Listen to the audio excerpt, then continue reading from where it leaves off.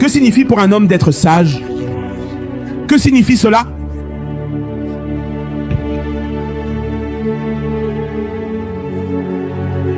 Que signifie pour un homme d'être sage?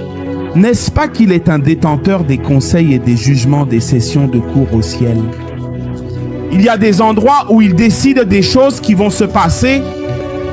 Et quand il le décide, le royaume de la terre devient victime de ces décisions qui ont eu lieu là-bas avant que votre destin ne soit projeté dans le temps.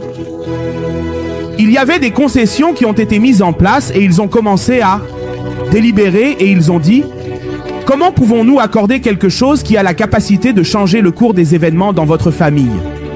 Ils ont commencé à décider.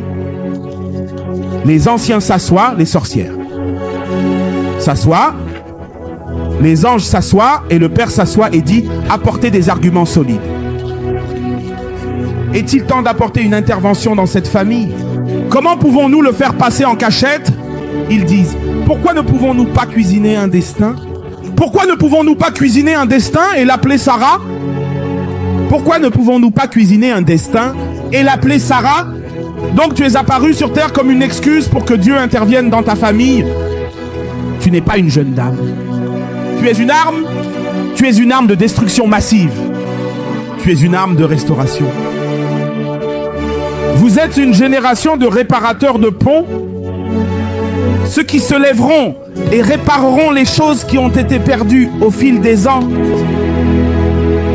Les repères qui ont été enlevés. La forteresse qui a été pénétrée. Les châteaux qui ont été laissés aux bêtes blanches et aux ânes. Laissés aux oiseaux de proie. Un jour viendra, un homme se lèvera, une femme se lèvera.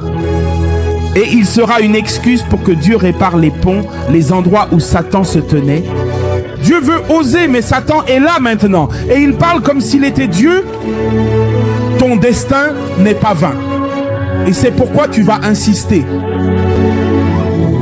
Car le destin est une guerre. Et seuls les hommes qui comprennent ce que le destin implique se battent pour cela.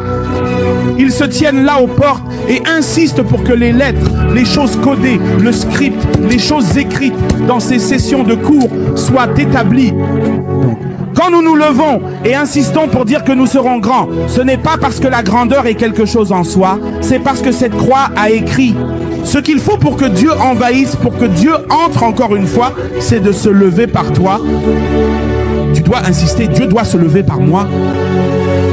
Oui, Dieu se lèvera par d'autres, se lèvera par tes enfants, mais il se lèvera par toi.